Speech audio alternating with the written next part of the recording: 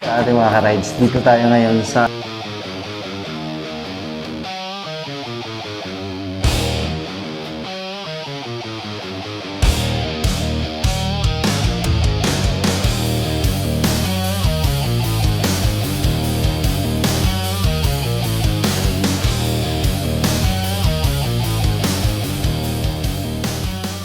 mga taga-Palawan dyan na naghahanap or nag-iisip-isip na kung bibili ba sila ng e-bike or scooter bike. So ito, huwag kang mag-alala kapag paparahin ka ng LTO dahil ito ay street legal na. So pwede mo i-rehistro sa LTO at the same time, kung pag-aaralan mo, makakatipid ka ba talaga? Actually, ang alam ko sa mga ganitong warranty nito, nasa 10 years, 5 years to 10 years yung battery nito bago palitan. So, kumbaga, kung everyday bumabiyahe ka ng 100 km at usually 40 km is 1 liter, so malaking katipiran na rin yun siya. At by the way, open sila for financing, bank financing ito, or mga financing pwede ito. Ayan siya. Ayan guys, so at least nagkaroon kayo ng idea. This is Motorride po. At kung gusto nyo pong bisitahin ang kanilang physical store, nandito sila sa Rizal Avenue in front of Budget Depot. Ayan yung ship at sila po ang distributor ng Soron at saka ng NXT dito sa Palawan. Ayan. Aigo, pa-like and share Aigo. Aigo Puerto Princesa po. Etong nasa harapan natin ay ang tinatawag nating NXT Dynamax. Ayan. Ito yung sinasabi natin na street legal, mga ka-ride. So, specification ito, battery niya nito ay 72 volts, 67 ampere hour, and then ang range ng ito per kilometer, or kilometer niya is 160 to 180 kilometer. Ang speed nito ay nasa 75 kph at ang capacity nito ay 200 kilogram. Charging nito per amperes, so 10 amperes. Tapos ang charging nito ay umaabot ng 5 to 7 hours ang fully charged niya. So pagdating naman sa rim niya, okay, so front and rear disc natin, ayan, naka-disc brake na yan siya, 220 mm. Tapos yung front and rear tire natin, same sila, 120 by 70 by 17. So ang motor naman nito ay nasa 300 o 3,000 watts. Ang motor nito ay nasa 3,000 watts. By the way, yung suspension nito is hydraulic shock na rin, mga ka-rides. So, rear suspension natin, hydraulic. Ang spring nito, air shock. Ayan. Features naman ito, syempre, meron itong voltmeter. Tapos may cruise control siya. Alloy wheel, especially yung wheel nito or mag wheel niya is alloy. Anti-theft alarm. And then, meron itong smart card, NFC. So, I think that's actually pag chini-change mo yung color o may mga color siya katulad ng daytime running light niya. So, 5-inch yung kanyang TFT display o yung panel niya. And then, camel back seat. Yan, medyo komportable pag camel back seat talaga. Komportable sa nagre-ride, komportable rin sa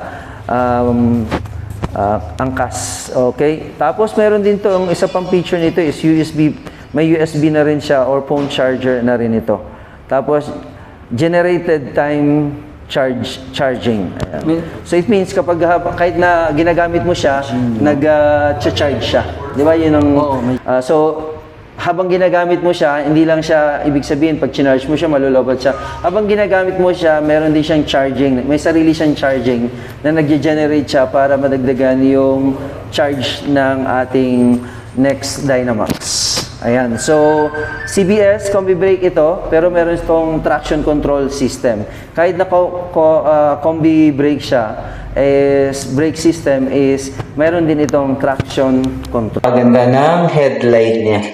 Sa headlight pa lang, appearance pa lang, tignan nyo naman, napaka-robotic ang dating. Kala mo, muka or mata ng isang robot. Ayan, So, ito yung pinaka-front face niya. Kung makikita natin, meron itong visor.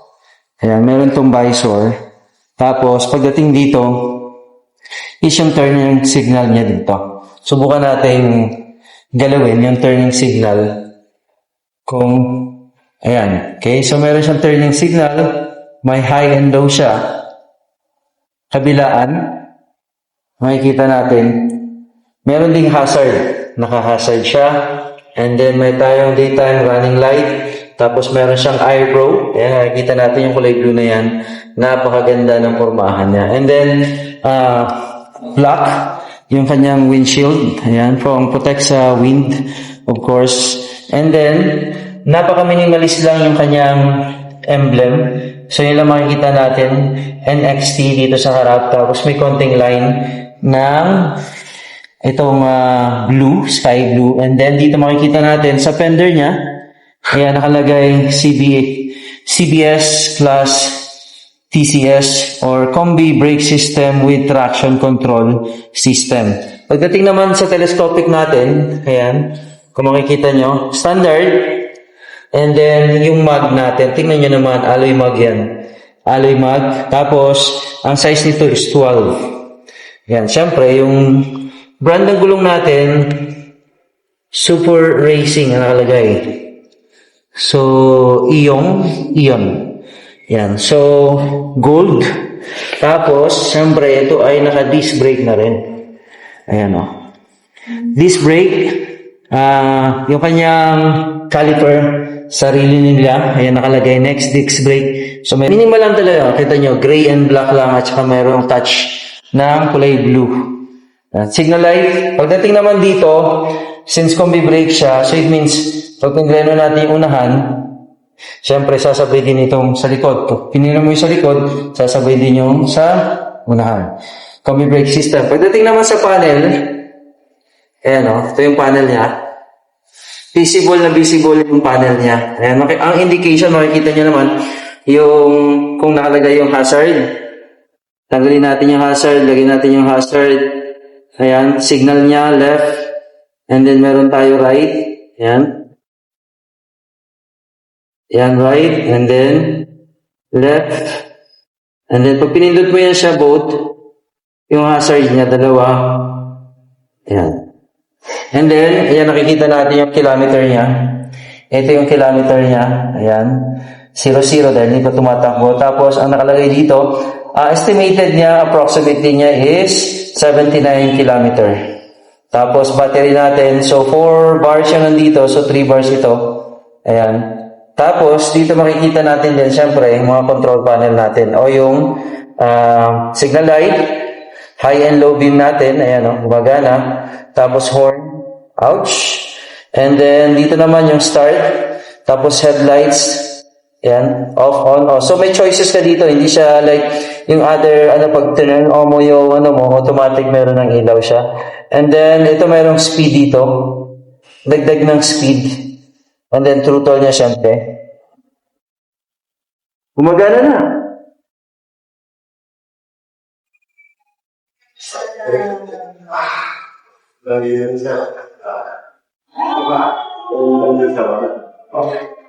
Kailan ko, sir?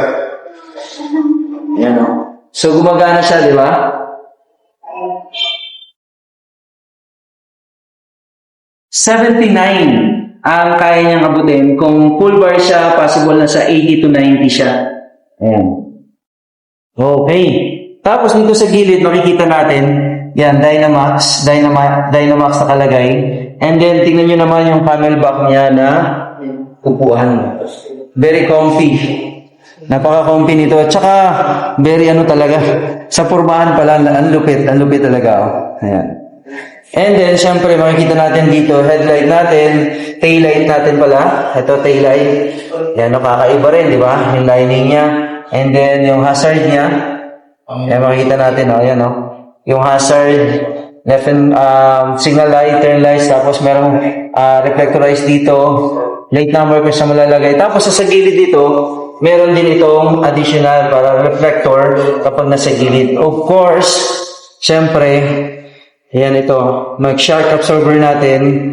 Ayan, and then syempre nandito yung motor niya. Ito, yung portion na to.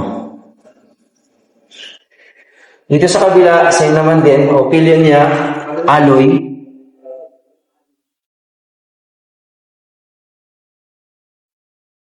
And then of course, may manual key, tapos meron itong may card. Itong card na to, Alam ko meron to somewhere pag... saan ito sa Rinano? Yes. May tatap lang, sir. Okay, so one of the feature nito is kapag yung susi, pwede mong hiwalay dito sa may card. Anong tawag natin dito?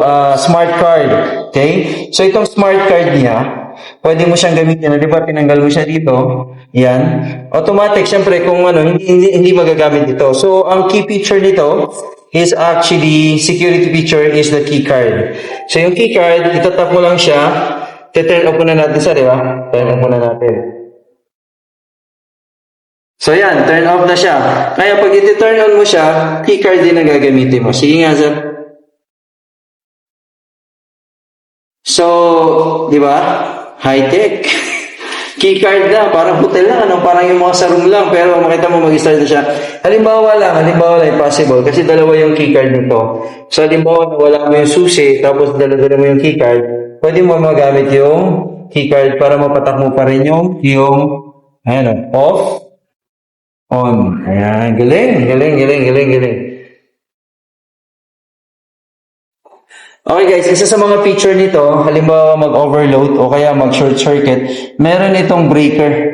Ayun na, parang fuse box. Breaker ito. So automatic, halimbawa tumaas ang voltahe o kaya nagkaroon ng short, bababa ito, automatic para safe na hindi masira yung board mo. Tapos, syempre, kalakip nito, syempre kasama yung charging niya. So, huwag kang aalis ng bahay mo na hindi mo dala yung charger niya. Kasi syempre, halimbawa lang, nag-enjoy ka, tapos nawili ka, nakalimutan mong i-monitor yung battery mo, at least, dala-dala mo yung charger mo. So, within 3 to 4 hours, full charge na naman ulit yung bike. Ayan. Again, this is a street legal motorcycle or scooter e-bike. Ayan. Ito tinatawag natin na Dynamax. Malita. By the way guys, may mga glove box ito rito. Ito. Ayan. So malaki siya. Tingnan nyo. Pasok ko yung kamay ko. Oh, malalim. Malalim to. Marami kang may ilalagay dito. Tapos dito meron din siya glove box. Maliit lang ito. So para sa mga phone mo, pero kung protection dito meron. Sa tingin ko, meron ba itong USB charger, sir? Ayun, meron. Ito, meron. Meron ako nakita. Ayun, USB charger. Ayun. Yun, USB charger. Hindi makita. Ayun, nandito USB charger. Nagre-reflect kasi yung kulay gray sa camera. Pero meron siya. Tapos may additional siya ng mga reflector. Ito, pwede mo ilagay kung saan man gusto mo ilagay. Ayan. Tapos, syempre, meron ka pwedeng sabit-sabitan din. Ayan, ito. May mga pwedeng sabitan kung ano yung mga gusto mong ilagay. Ang mga pinamili, ayan, ganito. Tapos, check natin kung kakasya yung isang helmet. Tingnan natin kung kakasya yung isang helmet. Baka 3/4 kasya siguro, sir. Ano? Tingnan lang natin yung full face kung kakasya. Tanggalin ni sir yung Ilalagay mo muna, sir, yung... Okay, susubukan natin kung kakasya yung isang full face helmet. Kung hindi, quarter helmet. Try natin yung quarter helmet. Kung kakasya si full face. Kasya! Kasyang-kasya, oh. Kasya. At saka may espasyo pa. Tingnan mo nga, sir. Oh, may espasyo pa, oh. Ayan, guys, oh, tingnan nyo. Kasyang-kasya, may espasyo pa. Ayan. Astig! Sige nga, sir. Oh, malaki siya kasi nga wala siyang compartment o wala siyang space para sa makina, kaya lahat talaga kakasya. Tsaka yung mga gamit katulad ng glove, other things na pwede mong ilagay dito, cellphone, charger, sakto.